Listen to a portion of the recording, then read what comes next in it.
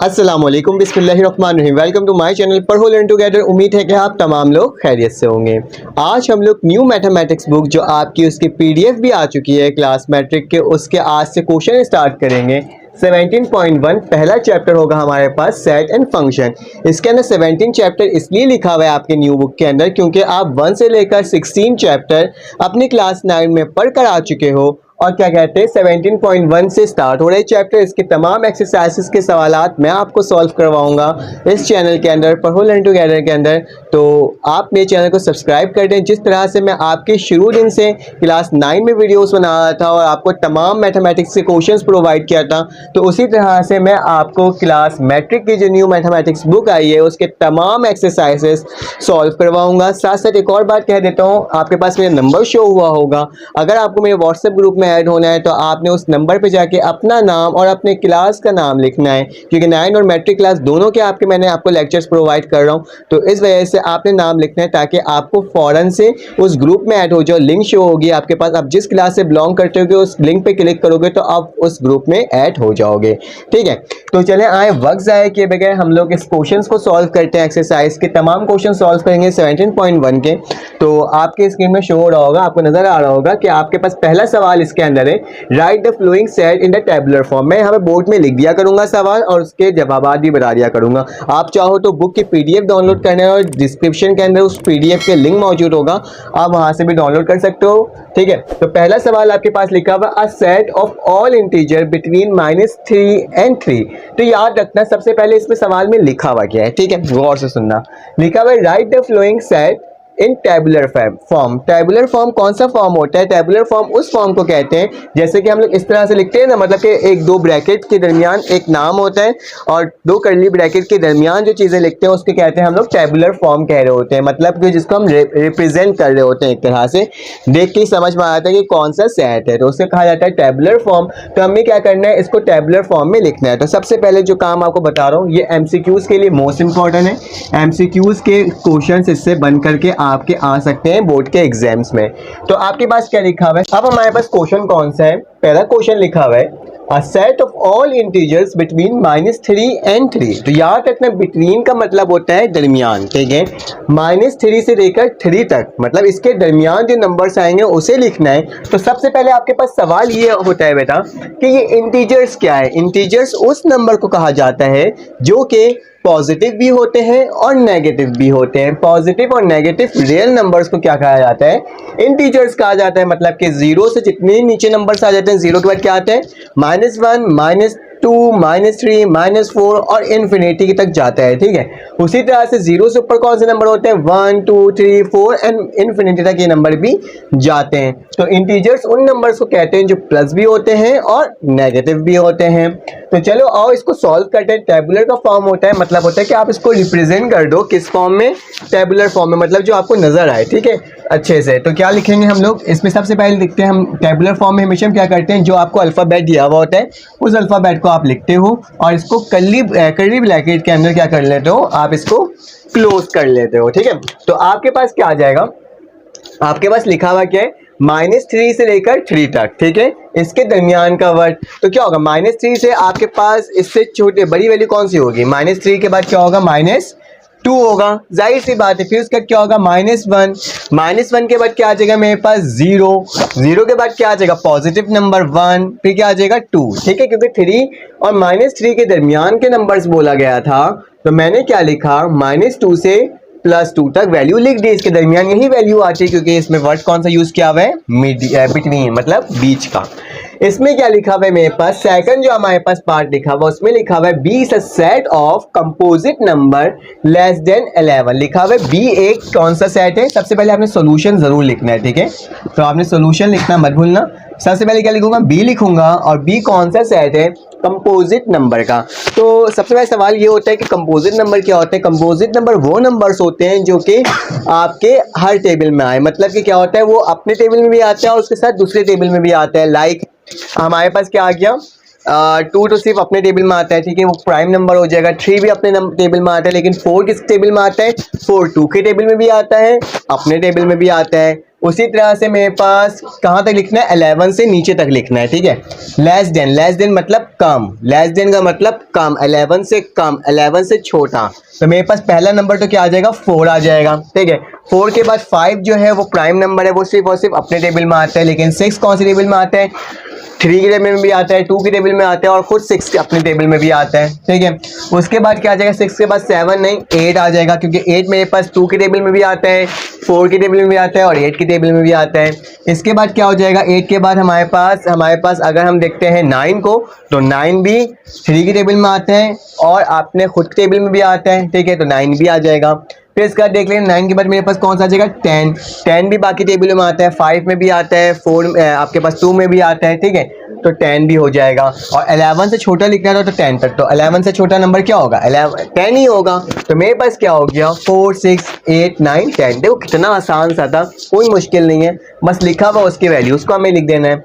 इसके बाद हमारे पास ना सेट बिल्डर फॉर्म में कुछ लिखा हुआ है। क्या लिखा हुआ है मेरे पास, एक सेट है सी जो बिलोंग करता है प्राइम नंबर से। किससे बिलोंग करता है, प्राइम नंबर से। ये जो सिंबल होता है ना हमारे पास, इस बिलोंग का इसको यूज करते हैं। X is such that X belongs to P. P मतलब हमारे पास क्या होता है, पी का मतलब होता है मेरे पास कौन सा नंबर, प्राइम नंबर।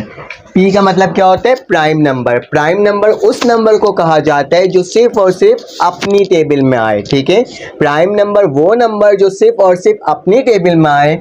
और ये जो ई टाइप का बना हुआ होता है ना, इसको बिलोंग्स का नाम देते हैं, ठीक है। X is such that X belongs to P, मतलब एक्स जो है वो बिलोंग करता है किससे, पी से, मतलब प्राइम नंबर से। ये जो एरो हेड बना हुआ है ना, इसको हम एंड बोलते हैं। क्या बोलते हैं, एंड। पैरो मतलब क्या लिखा हुआ है, एक्स बिलोंग करता है प्राइम नंबर से एंड 5 जो है वो छोटा है। मतलब जिस साइड आपके पास क्या होता है, मुंह खुला हुआ होता है ना, यहाँ वाली नंबर्स क्या होते हैं, बिगर होते हैं, बी से मतलब बड़ा होता है और एस से क्या हो जाता है, ये स्मॉल हो जाता है, ठीक है।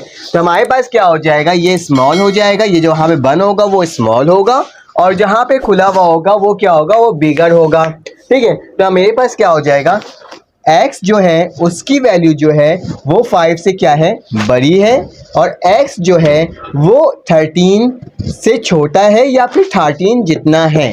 जब भी आपके पास ग्रेटर देन के नीचे ये निशान लग जाता है ना, ठीक है, ग्रेटर देन के ये निशान, इसका मतलब होता है इक्वल, मतलब यहाँ तक हो सकता है। अगर 13 लिखा हुआ है तो 13 तक जा सकता है, लेकिन अगर ये निशान होता तो इसका मतलब क्या होता, 13 से क्या होगा, छोटा होगा। 13 से कितना नंबर होगा, स्मॉल होगा। लेकिन जैसे ही ये निशान लग जाएगा तो मतलब 13 तक नंबर जा सकते हैं। तो लिखा हुआ क्या है, एक ऐसा नंबर जो कि x से बिलोंग करता है, मतलब x इज अ नंबर जो बिलोंग करता है किससे, प्राइम नंबर से, जो कि x की जो वैल्यू होगी वो क्या होगी, 5 से बड़ी होगी और 13 तक होगी, या तो 13 होगी या 13 तक होगी। तो हम लोग देख लेते हैं कौन कौन से प्राइम नंबर्स होते हैं। तो सबसे पहले C लिखा हुआ है तो मैंने C लिख दिया। प्राइम नंबर क्या होना चाहिए, 5 से बड़ी वैल्यू होनी चाहिए। x को देख रहे हैं हम लोग, ठीक है, किसको देख रहे हैं, इस x को देख रहे हैं। तो x की वैल्यू निकालनी है ना, क्योंकि x ही बोला गया था। तो x की जो वैल्यू है वो क्या होनी चाहिए, 5 से बड़ी होनी चाहिए। लेकिन कौन सी होनी चाहिए, प्राइम नंबर होनी चाहिए। तो 5 से बड़ी वैल्यू क्या होती है मेरे पास, 6। लेकिन 6 प्राइम नंबर नहीं होता, क्योंकि 6 बाकी नंबर में भी आता है, तो मतलब वो कंपोजिट नंबर है। तो मेरे पास क्या आ जाएगा, 6 से ऊपर क्या आ जाएगा मेरे पास, 7। जी बिल्कुल, 7 सिर्फ और सिर्फ अपनी टेबल में आता है। प्राइम नंबर मतलब अपनी टेबल में आना, ठीक है। तो प्राइम नंबर हो गया। उसके बाद क्या हो जाएगा, 7 के बाद आएगा मेरे पास 8। तो 8 इज अ कंपोजिट नंबर, 8 तो नहीं हो सकता। फिर हमारे पास क्या आ जाएगा, 9। 9 भी कंपोजिट नंबर होता है, वो भी बाकी टेबल्स में आता है, 9 भी नहीं हो सकता। 9 के बाद मेरे पास आ जाएगा 10। 10 भी नहीं हो सकता। हाँ, 11 प्राइम नंबर जरूर है, क्योंकि वो खुद की टेबल में आता है, उसके अलावा किसी और दूसरी टेबल में नहीं आता। तो मेरे पास क्या हो जाएगा, 11 हो जाएगा। 11 के बाद कौन सा नंबर आ जाएगा, 11 के बाद 12। 12 तो नहीं हो सकता। हाँ, 13 हो सकता है, तो मैं 13 लिख दिया, ठीक है। इसका मतलब होता है 13 या 13 से कम, जहां पे ग्रेटर देन और ये निशान डाला हुआ हो, तो x की वैल्यू या तो 13 तक होगी या 13 से कम होगी। तो 13 भी एक प्राइम मतलब प्राइम नंबर है, तो मैंने क्या लिख दिया, इसको लिख दिया। तो ये मेरा पास क्या हो गया, इसका भी आंसर हो गया। मैं क्या करता हूँ, थोड़ा सा अपने कैमरा को नीचे कर लेता हूँ ताकि आपको ये भी नजर आ जाए। आप बाकी सारे सवालात सॉल्व करोगे ना, तो क्या होगा, तो आपको ना समझ में आ रहा होगा कि आखिर ये है क्या, ये हो किस तरह से रहा है सॉल्व। तो मेरे पास नेक्स्ट सवाल है बेटा, मैं सोल्यूशन लिख देता हूँ। इसके अंदर लिखा हुआ है y जो है वो बिलोंग करता है ऑड नंबर से। कौन से नंबर से? ऑड। ओ मतलब ऑड नंबर। जो ऑड नंबर कौन से होते हैं? 1 होते हैं, वे एक गैप देते हैं, फिर हम 3 लिखते हैं, 3 के बाद क्या लिखते हैं हम लोग? 5 लिखते हैं, 5 के बाद 7 लिखते हैं, जो एक एक गैप देखे नहीं करते, जो बचपन में भी हमने किया था। तो वही काम होता है क्या? Odd number. ठीक है, तो इसमें लिखा हुआ है y जो है वो बिलोंग करता है ऑड नंबर से n। ये निशान कौन से थे? n। y की जो वैल्यू है, कौन सी? y की जो ये वैल्यू है वो क्या होगी बेटा?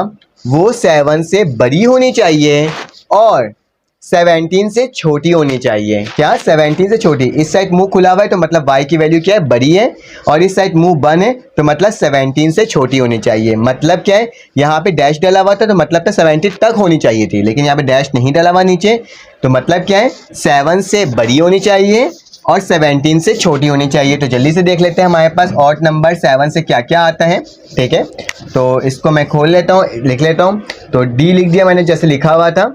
तो 7 से बड़ी वैल्यू कौन सी होगी? 7 मेरे पास खुद एक ऑड नंबर है, 7 के बाद 8 गैप करेंगे तो 9 आएगा ना, तो 9 से स्टार्ट होगा। ये 7 तो है, 7 से बड़ी वैल्यू चाहिए, तो 7 के बाद 8 आता है, तो 8 तो ऑड नंबर नहीं होता, बल्कि क्या होता है? 9 होता है। 9 लिख दिया। 9 के बाद क्या आएगा बेटा? 10 नहीं आएगा, 11 आएगा, फिर 12 नहीं आएगा तो क्या आएगा? 13 आएगा, 13 के बाद 14 नहीं आएगा, फिर क्या आ जाएगा? 15 आ जाएगा, और 15 के बाद क्या आता है? 16 नहीं आता, 17 आता है। तो हम लोग यहाँ पर 17 नहीं लिख सकते हैं। क्यों नहीं लिख सकते हैं? इसलिए नहीं लिख सकते हैं क्योंकि ये बोला है कि 17 से छोटी वैल्यू तक लिखनी है। ठीक है, तो हमारा यहीं पर क्या हो जाएगा? इसका आंसर हो जाएगा। कितना आसान सा था, सिंपल सा था। अब मेरे पास क्या है? क्वेश्चन नंबर 5 है, इसको भी सॉल्व कर लेते हैं जल्दी से। बहुत आसान सा है, देखने में आपको क्या लग रहा होगा? मुश्किल सा लग रहा होगा, लेकिन है बहुत आसान। क्या लिखा हुआ है? z is such that z belongs to r। r हमारे पास क्या होता है? r हमारे पास रियल नंबर होता है। क्या होता है? रियल नंबर होता है। ये कर्ली ब्रैकेट सही से बनाना, ठीक है। सबसे पहले ई तो हम लोग वैसे ही लिख देंगे, इसमें कोई चेंजेस नहीं लाएंगे। z एक ऐसा नंबर है जो कि बिलोंग करता है किससे? रियल नंबर से करता है। ठीक है, लेकिन जब हम z का स्क्वायर लेते हैं तो मेरे पास क्या आ जाता है? 1 to 1 आ जाता है। तो रियल नंबर वो नंबर्स होते हैं जो कि आपके मतलब कि जो रियल में एग्जिस्ट करते हो, मतलब कि आपके पास क्या हो? पॉजिटिव भी हो सकता है, नेगेटिव भी हो सकता है। ठीक है, रियल नंबर। तो आप क्या करोगे बेटा? एक ऐसा नंबर लिखना है यहाँ पे, जब मैं z का स्क्वायर ले लूँ तो 121 हो जाए। तो जाहिर सी बात है, अगर मैं 11 का स्क्वायर ले लूँ और -11 का स्क्वायर ले लूँ तो मेरे पास क्या आएगा? 11 का स्क्वायर मेरे पास 121 आएगा, और -11 का स्क्वायर भी पॉजिटिव में 121 आएगा, क्योंकि जब भी इवन पावर होता है ना तो मेरे पास आंसर क्या आता है? पॉजिटिव में आता है। तो मेरे पास क्या हो जाएगा इसका आंसर? इसका आंसर आ जाएगा +11, और एक में आ जाएगा मेरे पास -11। ठीक है, तो ये हमारे पास कितना आसान सा था, सिंपल से सॉल्व हो गया। अगर ये आ गया समझ में आपको सॉल्व करना, z का स्क्वायर निकालोगे तो ये आ जाए 121, तो z की जगह हम 11 लिखे और उसके बाद स्क्वायर लगाएंगे तो मेरे पास क्या आ जाएगा? 121 आ जाएगा। उसी तरह से ये सवाल भी हो जाएगा। इस सवाल में क्या लिखा हुआ है? p एक ऐसा नंबर है जो कि रैशनल नंबर है। q को हम लोग क्या बोलते हैं? Rational number. और रैशनल नंबर का एक ऐसा नंबर है p, जब उसका स्क्वायर ले लो तो -1 आ जाए। तो ऐसा कोई नंबर नहीं है जिसका हम लोग स्क्वायर लें तो हमारे पास नेगेटिव आंसर आए। ऐसा कोई नंबर नहीं होता जिसका हम स्क्वायर लें तो नेगेटिव नंबर आए। जैसे कि आप देख सकते हो ना, z का जब भी इवन नंबर होता है उसका स्क्वायर लेते हैं तो हमारे पास क्या आता है? हमेशा पॉजिटिव नंबर आता है। लेकिन इसमें क्या लिखा है? स्क्वायर लो तो नेगेटिव नंबर आ जाए। तो ऐसा कोई नंबर नहीं होता। तो हम लोग क्या लिखेंगे? f हमारे पास क्या है? या तो ये एम्प्टी सेट है, ऐसे लिख लो, या फिर इसको और लिख करके नल सेट लिख दो। बात एक ही है, चाहे तो ये लिख लो चाहे तो ये लिख लो, दोनों का मतलब क्या होता है? Empty set. चलो आ जाए इसका सेकंड क्वेश्चन सॉल्व करते हैं। अब हमारे पास सेकंड सवाल आ गया। क्या लिखा हुआ है? Right the flowing set in a set builder form. Set builder form क्या होता है? अभी रिसेंटली मैंने आपको बताया था, जिसमें हम लोग क्या कर रहे होते हैं? नोटेशन के फॉर्म पे लिख रहे होते हैं, मतलब सच दैट करके इस तरह से ना लिख रहे होते हैं। तो मैं आपको उनको करके दिखाऊंगा, बहुत आसान तरीका है, कोई मुश्किल की बात नहीं है। तो पहला सवाल क्या लिखा हुआ? अ set of all rational number between 5 and q। सबसे पहले आप एक बार याद रखना, रैशनल नंबर को डिनोमिनेट किससे करते हैं और इवन नंबर को किससे करते हैं, ऑड नंबर से किससे करते हैं। बुक के फर्स्ट पेज में भी है, लेकिन मैं आपको इसमें ही बताते चलता हूँ कि रैशनल नंबर नंबर को हम लोग क्यू से डोनेट करते हैं। जैसे लास्ट टाइम हमने किया था ना एक रैशनल नंबर वाला सवाल अभी थोड़ी देर पहले, तो वही होता है, क्यू से हम लोग क्या करते हैं, रैशनल नंबर को एज अ सिंबल से उसे पुकारते हैं। ठीक है, तो सबसे पहले आप लोग लिखोगे बेटा सोल्यूशन लिखोगे। सोल्यूशन लिखने के बाद क्या करोगे, ए लिखोगे सिंपल, जैसे ए लिखा हुआ है। ए लिखने के बाद कैसे लिखोगे, सिंपल आपने क्या करना होगा, एक्स सच दैट एक्स, मतलब सेट बिल्डर फॉर्म इस तरह से लिखते हैं। ठीक है, एक्स जो है वो बिलोंग करता है किससे, किस नंबर से बिलोंग करता है, रैशनल नंबर से बिलोंग करता है। जो नंबर लिखा होगा ना उसी नंबर्स को आपको लिखना होगा। तो क्या लिख दूंगा, क्यू, चाहे तो पॉजिटिव भी लिख सकते हो, पॉजिटिव रैशनल नंबर से बिलोंग करता है। फिलहाल मैं क्या लिखूंगा, सिर्फ क्यू ही लिख देता हूँ। ठीक है, X is such that X belongs to Q. इसके बाद हम लोग एक और सिंबल कौन सा यूज करते हैं, एन का। ठीक है, अब याद रखना अब करना है क्या है, लिखा हुआ है बिटवीन 5 एंड 6। 5 और 6 के दरमियान जितने नंबर्स आते हैं ना, पॉइंट्स में भी तो नंबर्स आते हैं ना, तो वो नंबर्स कौन से होंगे, वो रैशनल नंबर्स के होंगे। तो आपको क्या करना होगा, जिसको आप डोनेट करते हो ना यहाँ पे, जैसे इसको एक्स से करें तो मैं क्या लिखूंगा, यहाँ पे बीच में एक्स लिख दूंगा। अब मुझे मालूम करना होगा क्या चीज़ बड़ा है और क्या चीज़ छोटा है। बिटवीन मतलब 5 से बड़ी वैल्यू होनी चाहिए और 6 से छोटी वैल्यू होनी चाहिए। ठीक है, तो 5 से बड़ी वैल्यू किसकी होनी चाहिए, x की होनी चाहिए। x की किसकी वैल्यू होनी चाहिए, 5 से बड़ी वैल्यू होनी चाहिए। तो मैं यहाँ क्या लिख दूंगा 5, और उसी तरह से 6 से छोटी वैल्यू होनी चाहिए, मतलब x के सामने क्या होगा, एक छोटा सा स्मॉल सा बना हुआ होगा, और इसके आगे क्या लिख दोगे, 6 लिख दोगे। सिंपल, कितना आराम से ये आसानी से सॉल्व हो गया।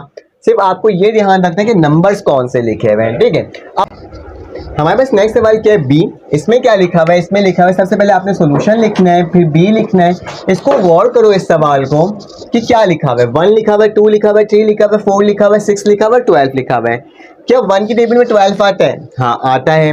2 की टेबल में 12 आता है, हाँ आता है। 3 की टेबल में भी 12 आता है, 4 की टेबल में 12 आता है, और 6 की टेबल में भी 12 आता है, और 12 खुद की टेबल में भी 12 आता है। तो इससे ये पता चल रहा है, इसको देख करके हमारे पास एक ऐसा नंबर है जो कि डिवाइड हो जा रहा है किससे, 12 से हो जा रहा है। ठीक है, तमाम नंबर्स किससे डिवाइड हो रहे हैं, 12 से हो रहे हैं। तो मैं इसको इस तरह से लिख सकता हूँ, x is such that x is positive. सारे नंबर कौन से, पॉजिटिव। डिवाइजर किससे डिवाइड हो रहा है, डिवाइजर बाय 12। तो बस ये सिंपल सा था, आप इंग्लिश में भी लिख सकते हो अगर आपके इस तरह के नंबर्स आते हैं। ठीक है, उसके बाद नेक्स्ट में चलते हैं, सोल्यूशन लिखते हैं और देखते हैं इसमें क्या लिखा हुआ है। सी लिखा हुआ है, सबसे पहले क्या करना होगा, इस नंबर्स को देखना होगा ये नंबर्स कौन से हैं। ठीक है, कंफ्यूज नहीं होना। ठीक है, जीरो लिखा हुआ है, +-1 लिखा हुआ है, +-2 +-3, जो कि जा रहा है कहाँ तक, +-40 तक जा रहा है। ठीक है, तो मेरे पास क्या होगा, मुझे देखना होगा इसमें कौन से नंबर से। ठीक है, तो x such that x belong करता है x से। ठीक है, सच दैट x किससे बिलोंग कर रहे हैं, इंटीजर्स नंबर से। इंटीजर्स नंबर्स कौन से नंबर होते हैं, जिसको हम लोग किससे शो करते हैं, z से शो करते हैं। ठीक है, तो मैंने क्या लिखा, x such that x belong to z। अब लिखना होता है इसके बाद n, जैसे हमने यहाँ पे n लिखा था उसी तरह से इसमें n लिख दिया। लिखने के बाद क्या करेंगे, बीच में x लिखेंगे और देखेंगे नंबर्स कहाँ तक जा रहे हैं। 40 से स्टार्ट हो रहा है पॉजिटिव, नेगेटिव, और 40 पे ख़त्म हो रहा है। मतलब x की वैल्यू क्या है, या तो 40 से 40 तक होगी, -40 तक होगी, या फिर -40 पॉजिटिव 40 तक होगी। ठीक है, इस डैश का मतलब क्या होता है, या तो यहाँ -40 होगी या तो 40 पॉजिटिव 40 तक होगी। ठीक है, इस डैश का मतलब ये होता है ग्रेटर देन के निशान में। ठीक है, नेक्स्ट सवाल देख लेते हैं जल्दी से। इसमें क्या लिखा हुआ है, सोल्यूशन लिखोगे। सोल्यूशन लिखने के बाद ये देखने से क्या लग रहा है, नेगेटिव, मतलब लिखा हुआ है मेरे पास -4 -2 0 2 और 4। मुझे ये एक ऐसा नंबर लग रहा है जो कि इवन नंबर है। कौन सा इवन नंबर है, इवन नंबर है। बस इसमें फ़र्क क्या है, ये पॉजिटिव में भी है और नेगेटिव में भी है। तो इसको बस इंग्लिश में लिख दो। कैसे लिखोगे, सेट बिल्डर फॉर्म में, डी लिखोगे, x लिखोगे, सच दैट x लिखोगे, बिलोंग करता है किससे, करते हैं इवन नंबर से। तो इवन नंबर को हम लोग e से डोनेट करते हैं। ठीक है, e लिख देंगे, जैसे हम n लगाए थे वैसे ही n लगा देंगे। ठीक है, कहाँ से शुरू हो रहा है, -4 से शुरू हो रहा है और +4 पे ख़त्म हो रहा है। तो क्या लिखूंगा, -4 ग्रेटर इक्वल टू का निशान, क्योंकि -4 से स्टार्ट हो रहा है, और फिर ख़त्म कहाँ हो रहा है ये जाके बेटा, माइनस मतलब पॉजिटिव 4 में हुआ था। ये भी मेरा पास क्या हो जाएगा, आंसर हो जाएगा, सिंपल सा। ठीक है, आज जो आप इसको देख लो तो ये कौन सा नंबर है, इसमें मैंने सोल्यूशन लिखा। सोल्यूशन लिखने के बाद मैंने ई वैसे ही लिखा।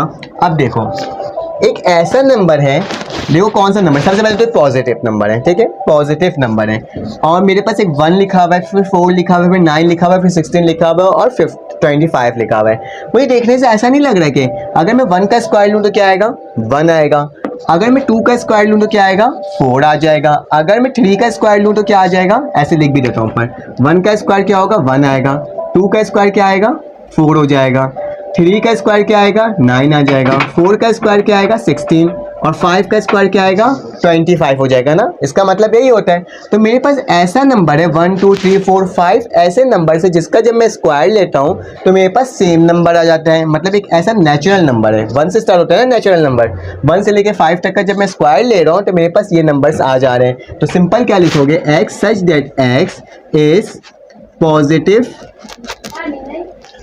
पॉजिटिव नेचुरल, ऐसे लिख दो, x such that x is square of 5 positive natural number. इस तरह से लिख दोगे ना तो ज़्यादा बेहतर है, ठीक है। नेचुरल नंबर अपनी इंग्लिश में भी लिख सकते हो, ठीक है। एक ऐसा है जो कि 5 पॉजिटिव नेचुरल नंबर है, ठीक है। इस तरह से लिख देना चाहिए, 5 को इस तरह से लिख दो, FIV 5 पॉजिटिव नेचुरल नंबर, ये हो जाएगा मेरे पास। अब लास्ट वाला देख लेते हैं, लास्ट में क्या लिखना है।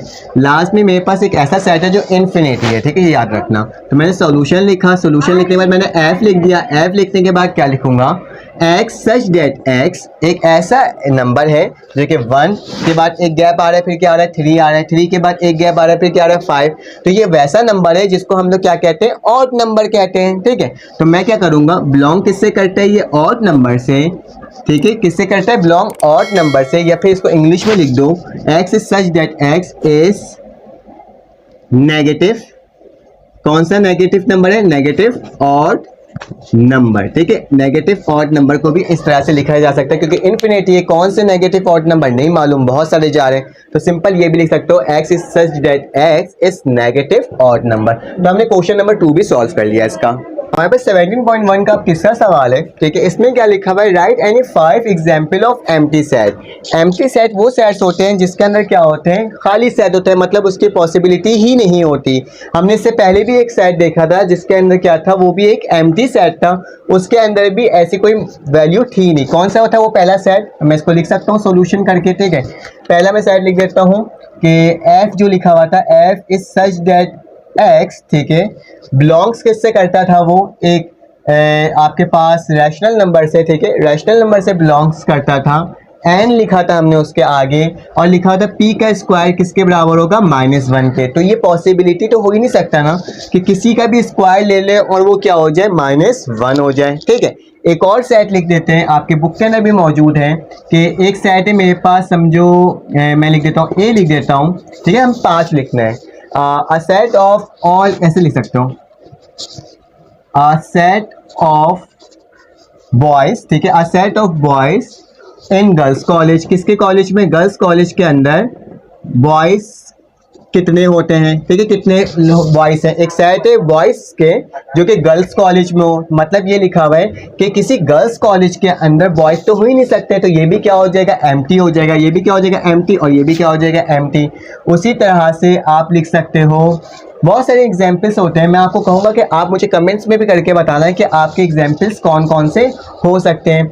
जैसे कि मेरे पास लिख दो, आप इस तरह का सेट लिख दो कि एक सेट है बी, ठीक है, X is such that x, ठीक है, जो कि बिलोंग्स किससे कर रहा है, इवन नंबर से, ठीक है, इवन नंबर से बिलोंग कर रहा है। मैंने एन लिख दिया इसके आगे, और इसके बाद मैंने एक ऐसा नंबर लिख दिया, कौन सा नंबर लिख दिया, इवन नंबर से बिलोंग कर रहा है, जो कि कौन सा नंबर है, बल्कि इस तरह से मत लिखो, बल्कि इस तरह से लिखो, अ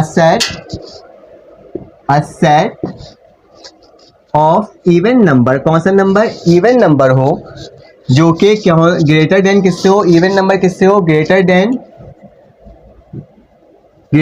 मतलब बड़ी वैल्यू हो उसकी, किससे बड़ी वैल्यू हो, आपके पास 8 से बड़ी वैल्यू हो, और 9 से क्या हो, greater than 8 and less than 9। आपको एक ऐसा नंबर बताना है जो कि क्या हो, सेट में इवन नंबर हो जो कि ग्रेटर देन किससे हो 8 से और लेस देन 9 से होगा। ठीक है, मैंने आपको 3 एग्जाम्पल्स बता दी हैं किसके एम्प्टी सेट के। ठीक है, तो 4 और 5 आपने मुझे कमेंट करके बताना है कि कौन से सेट्स एम्प्टी सेट्स हो सकते हैं। अपने अंदाज में अपने इर्द गिर्द देखते हुए आप बता सकते हो। ठीक है, अगर आपको मेरी वीडियो अच्छी लगी हो तो आप लाइक कर दो, सब्सक्राइब कर दो, बेल के आइकन पर क्लिक कर दो। ये मेरा कौन सा, ये पार्ट 1 था मेरे पास एक्सरसाइज का। इंशाल्लाह पार्ट 2 के अंदर मैं क्या करूंगा, ये पार्ट 1 मैंने कंप्लीट कर दिया 3 सवालात करवा करके। इसके बाद मैं पार्ट 2 स्टार्ट करूंगा जिसके अंदर मैं आपको इसके बाकी सवालात को भी सॉल्व करवा दूंगा। तो अपना ख्याल रखिएगा, अपने इर्द गिर्द का ख्याल रखिएगा, दुआओं में याद रखिएगा। फिर आपसे मुलाकात होगी एक न्यू वीडियो में। अल्लाह।